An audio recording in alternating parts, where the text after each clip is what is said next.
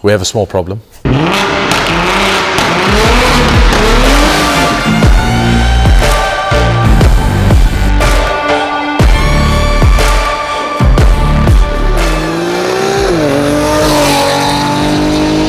What's up guys, and welcome back to the page. So today is episode 1 of our B58 big turbo build. So behind me here I've got my own personal M340i X-Drive, and in front of me here I've got our Strada Performance bolt-on big turbo kit. So let's go through the kit with you, and then we'll give you a little bit more details of what you can expect in this video, as well as what you can expect in the next few episodes.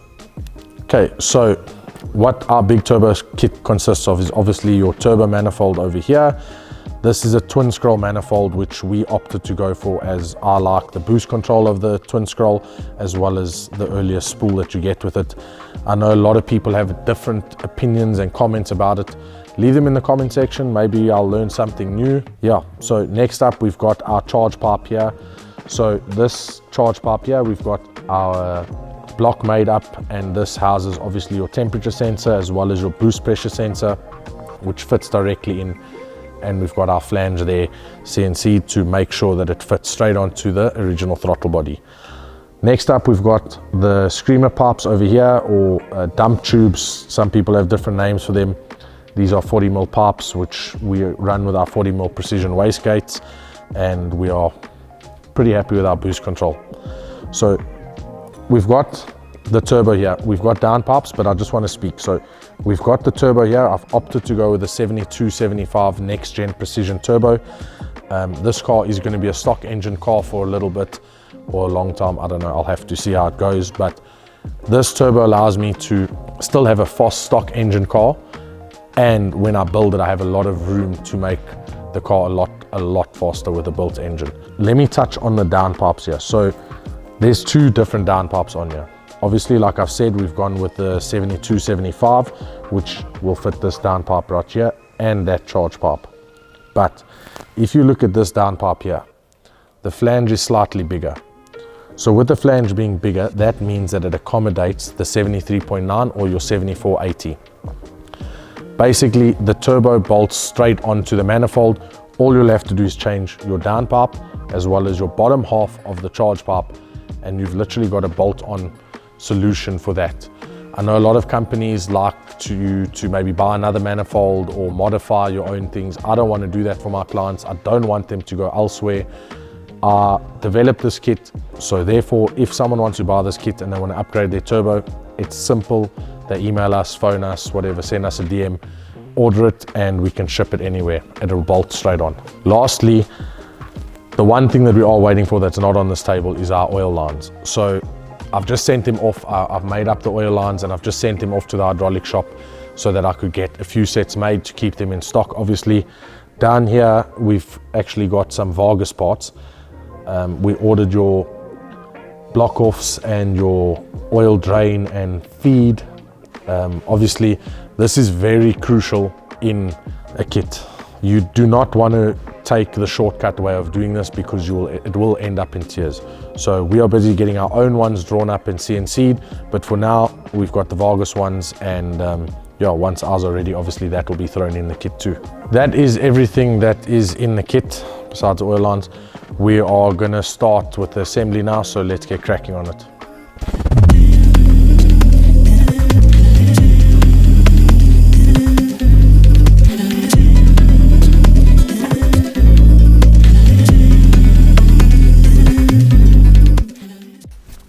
Okay, so the manifold's finally in. Please don't let the 2 minutes of the time-lapse video fool you. It was a mission. We were struggling with, the gasket kept falling off, so we had to make a plan and get the gasket to stay in place.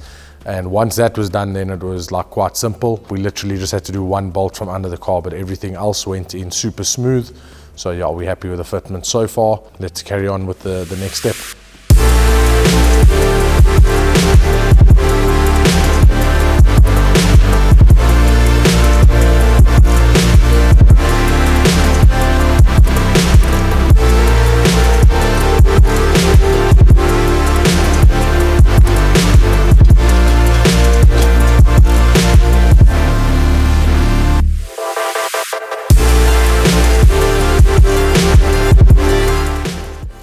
So just a little minor setback here. We fitted the turbo housing. The studs that we have and the copper nuts that we wanted to use are not fitting, so we're gonna have to sort that out tomorrow. We've just used temp nuts for now. We're gonna put them on. We're gonna put the downpipe on. We need to mark for the lambda sensors. I'm not sure if anybody even noticed that there was no lambda sensors in those downpipes. So yeah, we're gonna do that, mark, fit the charge pipe, mark everything up, and then tomorrow when we get the oil lines, we're gonna finish off with the final fitment, and hopefully we can get her started tomorrow.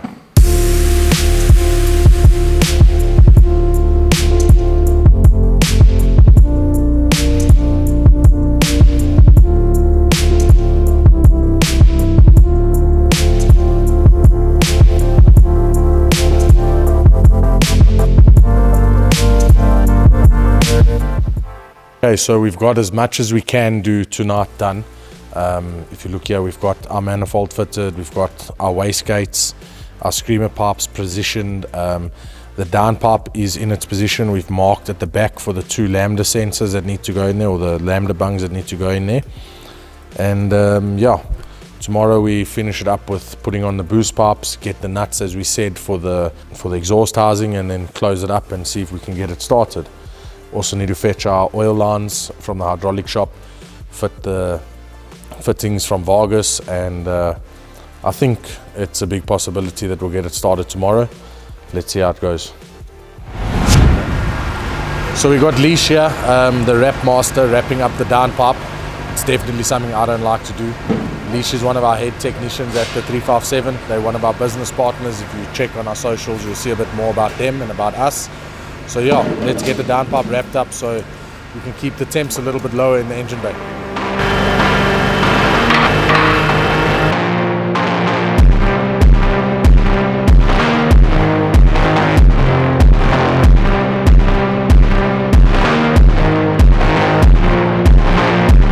So remember yesterday I told you we're missing the oil line, so we've got the oil lines here.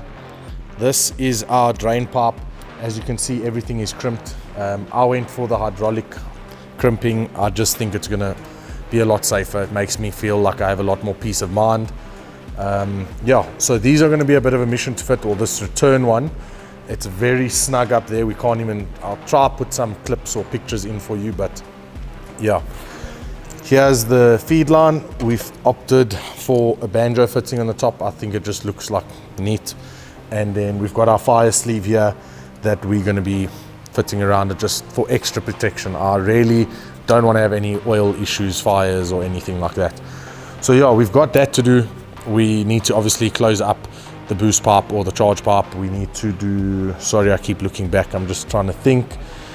The downpipe's done, it's been wrapped. I'll pick it up and put it in the frame somewhere now. Yeah, the oil lines, fit the dump valve, do a little bit of, I'm just going to run it on gate pressure for now, so literally straight from the turbo to the bottom of the wastegates. Unfortunately I have this hideous red vacuum line. It's just temporary, so please don't judge us, but yeah, we're going to get cracking on it now. Stay tuned.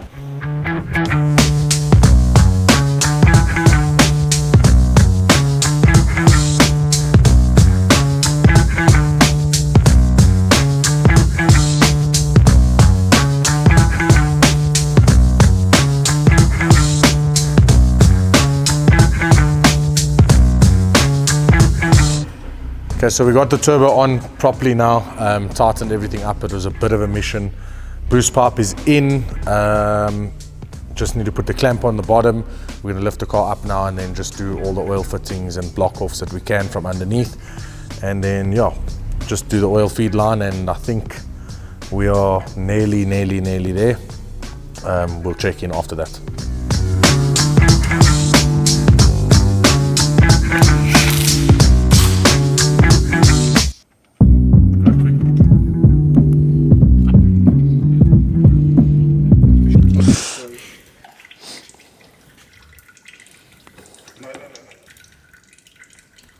Check it for file.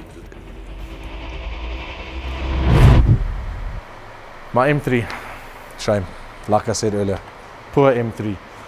We got the tappet cover off. We heard a little bit of a noise that I think is the flywheel. We've had some injector issues lately. We're picking up a little bit of aluminium in the filter. So we just want to inspect the cams and that and decide what to do going forward.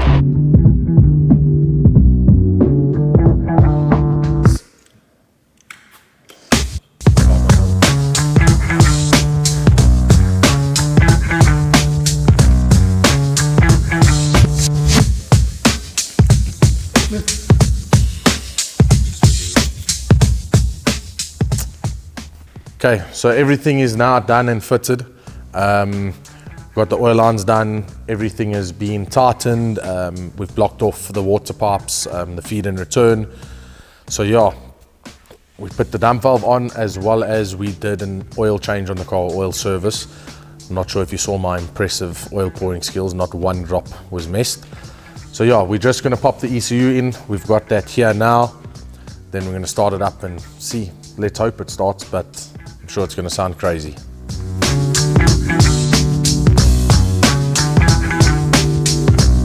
Okay, so the ECU is finally in.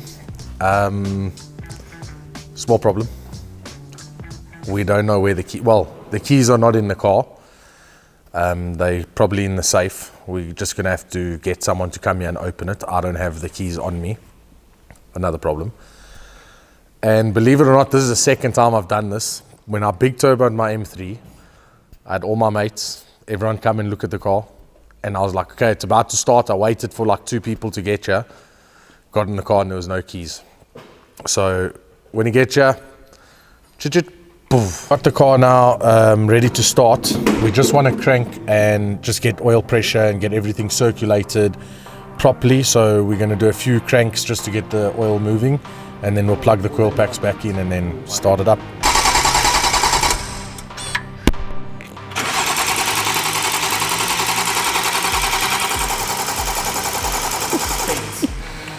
Oil flowing through.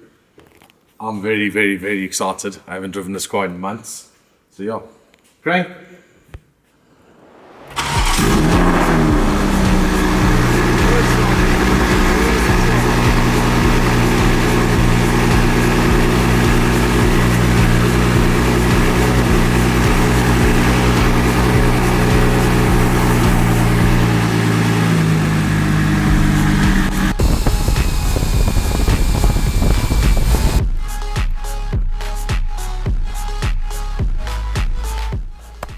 We're finally done.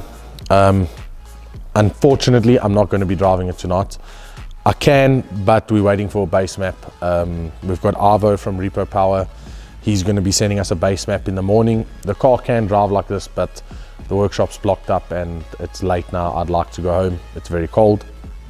Yeah, so a lot of like ups and downs fitting the kit. The oil that got splashed all over my face. 2 long nights that we had here. It is cold here in South Africa, so it's been a bit challenging from, I would say, just working late at night. The reason why we did this whole video is to show whoever's going to purchase this kit that it's not too difficult to fit. You can fit it at home.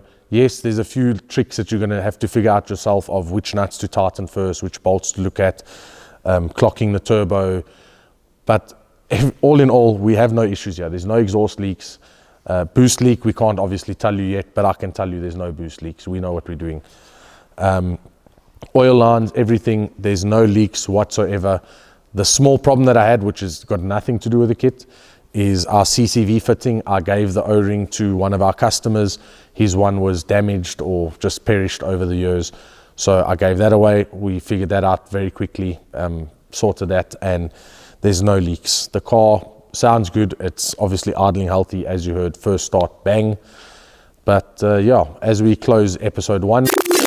Okay, wait, hold on. That's not how we want to end episode 1 just yet. So the car has been driving for a bit now. We've done a few 100Ks already, and everything is holding up as it should, as we expected. No exhaust leaks, no oil leaks, no rattles. The car's driving absolutely smooth. I am dailying the car. I just want to check the durability, and I probably will still daily this car. So we've got a few clips that we're going to put in the video for you guys, let you hear how it sounds, let you see how it pulls on pump fuel, as well as how the absolutely mental rolling anti-lag sounds.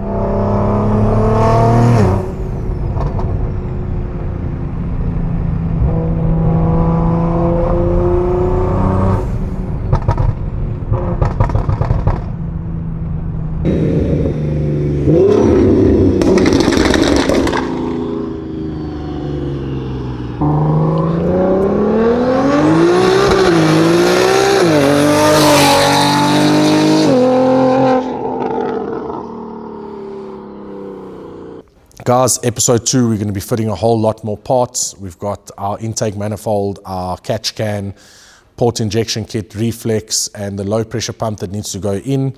So yeah, stay tuned. Please do like, share, and subscribe. And yeah, catch you on episode 2.